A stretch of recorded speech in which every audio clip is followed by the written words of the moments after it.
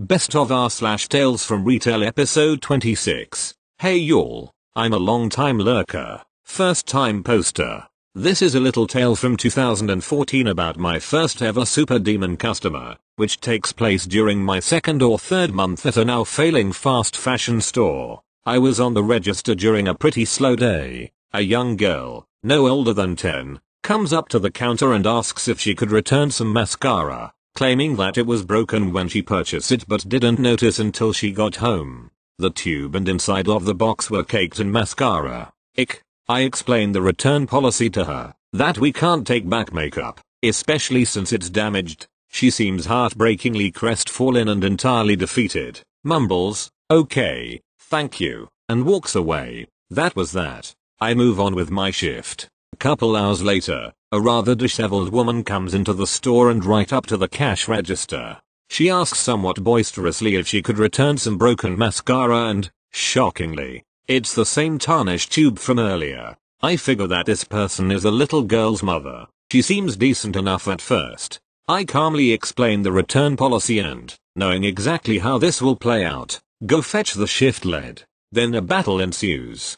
Customer pleasantly reiterates her request to return the mascara. Shift lead, in turn, pleasantly reiterates the return policy. They go back and forth for what feels like at least 15 minutes, both gradually losing composure. It was a pretty painful conversation to witness, honestly, because the shift lead was starting to sound less like a manager and more like a broken record. All she was doing was repeating the return policy over and over, which the customer was clearly failing to understand. I watch this woman's face gradually contort and flush until she resembles some kind of angry goblin. At some point she has enough and explosively shouts, "I'm gonna stab you in the eye with this fucking mascara," and storms off. The shift lead laughs as a fear response, to which the customer stomps back to the register and hollers, "You think that's fucking funny?" Shift lead, who is now terrified, says no sheepishly. Some other stuff I can't recall was said. Infuriated customer leaves the register.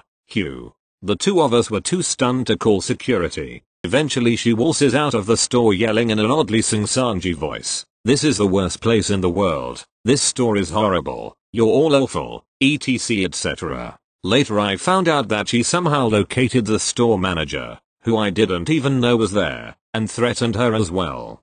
Big yikes. I still think about that little girl from time to time and hope her home life is okay. I realize now that we could have probably just returned it and damaged it out like department stores and big makeup stores do, but that would have been against policy. That company needs to keep every single cent it makes. Thankfully I escaped that place almost 2 years ago and never looked back. TL. Doctor, a shift lead refused to return some mascara and the customer threatened to stab her in the eye with it. Thank you. Next. Years ago, back in college, I worked at a department store for a holiday season. One day we have a delightful little old lady come into the lingerie department. She's shopping for a fancy nightie, impressive but not sexy. I set about to help her and this came out. Paraphrased of course, this was a long time ago lol. I had an episode, a little heart thing happen. My daughter overreacted and called 911. The fire dept came first, then the ambulance. All of a sudden my bedroom had 7 of the best looking, best built men I could imagine. Then I really did have a heart thing. They took my BP and HR and it was sure up there, but I couldn't tell them why lol. It was so embarrassing because I was wearing a nightie from the 70s I think. So, now if my daughter calls 911 again, I want some nice nighties so I'm not embarrassed again. She bought 4 new nighties lol. She was hilarious oohing and awing over how handsome the firefighters and EMTs were. She mentioned them moving her to the stretcher for transport and how it felt to have a man's hands on her again.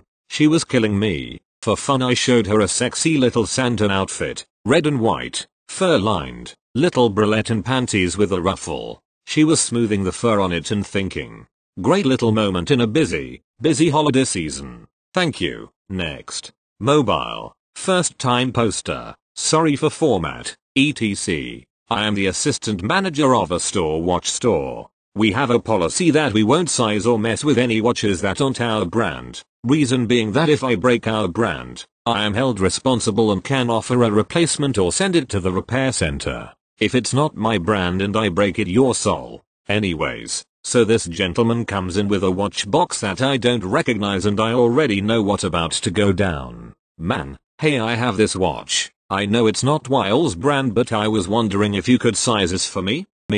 Sorry, but I can only work on our brand watches. Man, is that some new policy? No, but I then explained the reasoning to him. Man, what if I buy something here? Could you work on it then? No, I can only work on our products. Man, so even though your tools are right there, you can't size this for me? No. Man, do you sell sizing kits? No, but about to suggest jeweler nearby. Man, cutting me off. So I just wasted a trip over here. Once again about to recommend jeweler close by. Man, thanks for wasting my time. And then this man speed walks out of the store. Full on Olympian. Godspeed. Thank you. Next. This is finally a good story, but probably jinxing all of us because next time, her abuse will be over the top and get someone fired. This lady comes in once a week and usually only buys 10 things or less. I swear she finds everything that will ring up wrong when she comes in. After screaming at the cashier and bagger, she will head to customer service and woe to the unlucky one there. She takes all of her life's frustrations out on whomever is in her path. Today I see her and I'm literally praying for her to go to the other cashier because the other one is super nice and no one ever gets mad at her. She does and I practically shout hallelujah. But she gets out of line to get something else and then comes to me because while the other cashier is super nice, she's also super slow. I only have one person because I got my customers through faster. Now I'm feeling defeated but put on my retail smile and greet her. And she returns the smile and says very pleasantly, well, hi, how are you doing? You're not working your normal shift today. I'm so glad to see you're here at this time. I just love coming to you. My head is spinning because last time she was reporting me to corporate because I didn't care that her stuff rang up wrong. The rest of the transaction went just as pleasant. And as she left, the other mod walked up to me and asked me what the hell kind of spell I used on her because that was the absolute nicest she had ever been in the store. She screamed at the other mod 2 weeks ago for manhandling her bread and crushing it, demanding a refund and a free loaf for her trouble. I told her we just witnessed a Christmas miracle. For the rest of our shift, other mod and I were just stunned almost into silence. Thank you. Next. Picture this. 17-year-old kid stacking chairs outside at closing. I ask a lady to move to some other chairs that we don't have to stack, just lock together. She agrees and her daughter and her move over while throwing away her food that she finished. Everything is fine. I have done this 100 times. I finish stacking chairs and begin locking everything together. All of a sudden, those words no one wants to hear. Can I speak to your manager? I was confused, but it isn't my job to argue with her. I tell her the customer service desk inside can help her and answer her complaints of where is your manager? This is unacceptable that you make me move when I'm not done eating. Where is your manager? With the same smiling response for just about a minute, she finally walks off inside and her daughter sheepishly follows behind. Then, all of a sudden, less than 30 seconds later, she is back. What does she do? She keeps walking on directly past me and out into the night. I didn't do anything wrong.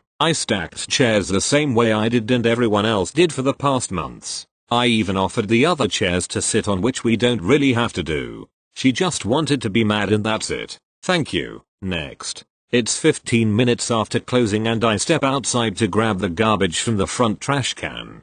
Just finished tying it up when a lady rushed over, out of breath, and yelled, "Please don't be closed. The window gates are down and we are standing in front of automatic doors that aren't opening. We are closed AF." I let her know we are indeed closed and apologized for the inconvenience and started to head in. She grabs my arm and just starts yelling, "Please. My baby has a fever and is very sick. I need to buy medicine. Please, she is very sick." Like most stores, staff only after closing is a pretty common and strict rule for safety reasons. But as a child was involved and it seemed to be an emergency, I felt it was something that could slide this one time. I'd rather not chance losing a young life because I was being by the book. I let her in and asked the staff up front to walk with her to the item and ring her up. It's an emergency. I ran back outside and throw the trash in the dumpster and come back in as the transaction finished to see she had not bought medicine but instead got a box of condoms and lube. She looks at me and says sorry, just don't want another kid right now, and laughs like it was funny to use a sick kid card so you can get laid. I was very pissed. Pissed enough to let slip I can get in a lot of trouble for doing this. Gfo. What is wrong with people? Seriously. Thank you. Next. I work for a grocery store as a cashier. Many customers confuse buy one get one free with buy 2s, even though the buy 2s have a big black circle highlighting the number 2. So I check out this elderly man. A couple minutes go by and he comes back to the register to complain his salad was rung up incorrectly. Me. C. Old man. OM. C. Sorry sir, the salad was buy 2 get 1 free. OM. No, it's buy 1 get 1 free. That's what the sign said. I go and check the tag. C. Yay. Sorry sir, the salad is buy 2 get 1 free. If you want I can grab you your free one or we can refund you at customer service. OM. This is a rip-off. Storms off without his free salad.